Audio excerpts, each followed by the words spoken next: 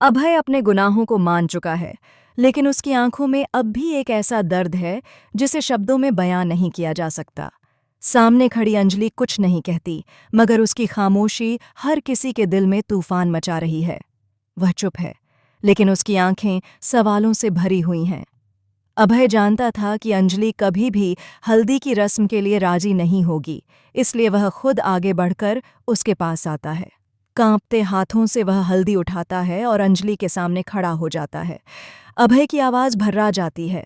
वह मानता है कि उसने अंजलि के साथ बहुत बड़ा अन्याय किया है, ऐसा अन्याय जिसे शायद कोई माफ़ी भी ठीक नहीं कर सकती।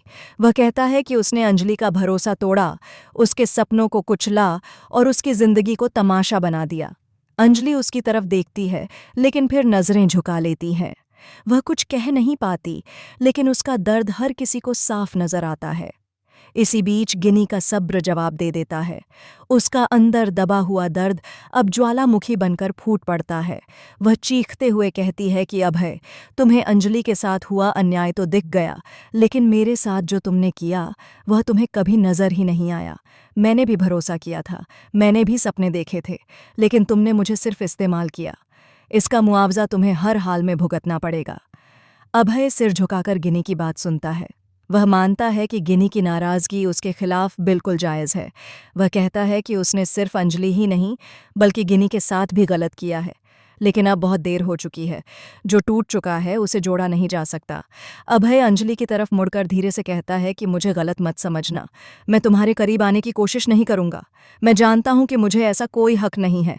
मैं बस तुम्हारे साथ रहना चाहता हूं, तुम्हारी परछाई बनकर, ताकि तुम्हें कभी अकेलापन महसूस न हो। अंजलि की आंखों में आंसू आ जाते हैं, लेकिन वह फिर भी कुछ नहीं कहती। इधर गिनी का चेहरा नफरत से लाल हो चुका है। वह दामोदर मौजूमदार से कहती है कि अब और इंतजार नहीं होगा, आज ही उस घर की पोजीशन ली जाएगी। मुझे अंजलि की लाश चाहिए, और अभय की भी। अब मुझसे यह सब बर्दाश्त नहीं हो रहा। गिनी की आवाज में ऐसा जहर है जिसे सुनकर दामोदर भी सिहर उठता है। गिनी आगे कहती है कि आरती जरूर आएगी। वह कल ही शादी रोकने आएगी, क्योंकि उसे सच्चाई का आभास हो चुका है। लेकिन मुझे आप सबसे सिर्फ एक ही चीज चाहिए, वेद राजवंशी। अगर वेद इस शादी में आया तो उसकी किस्मत का फैसला उसी पल हो जाएगा। गिनी पूरे यकीन के साथ कहती है कि अगर वेद शादी में आया तो वेद अब तुम्हारा होगा। इस साजिश में रानी मौजूमदार भी शामिल हो जाती है। वह ठंडी आवाज में कहती है कि आपके हाथ में बंदूक है, लेकिन इसे आप खुद क्यों चलाएंगी? अंजलि को गोली आप ही मारेंगी, यह तय है। लेकिन कहानी कुछ और दिखाई जाएगी। हम सब मिलकर यह साबित करेंगे कि आरती ने अपनी ही मां को मार दिया। सबूत ऐसे बनाए जाएंगे कि कोई भी आरती पर शक करने से खुद को रोक नहीं पाएगा, और हम सब बेगुनाह साबित हो जाएंगे। यह सुनकर गिनी की आंखों में एक खतरनाक चमक आ जाती है। वह मुस्कुराती है, लेकिन यह मुस्कान मौत से भी ज्यादा डरावनी है। उधर आरती को इस खतरनाक साजिश की भनक तक नहीं है। वह सच्चाई सामने लाने के इरादे से शादी में आने की तैयारी कर रही है, लेकिन उसे नहीं पता कि उसके लिए एक ऐसा जाल बुना जा चुका है जिससे निकल पाना नामुमकिन होगा। शादी का माहौल, ढोल नगाड़े, रस्में और खुशियों का दिखावा, सब कुछ चल रहा है, लेकिन पर्दे के पीछे मौत का खेल खेला जा रहा है। अंजलि अब भी खामोश है, जैसे उसे आने वाले तूफान का आभास हो। अभय का दिल घबराने लगता है। उसे लगता है कि कुछ बहुत गलत होने वाला है, लेकिन वह चाहकर भी कुछ कर नहीं पा रहा। अब सबसे बड़ा सवाल यही है कि क्या सच में अंजलि पर गोली चलेगी?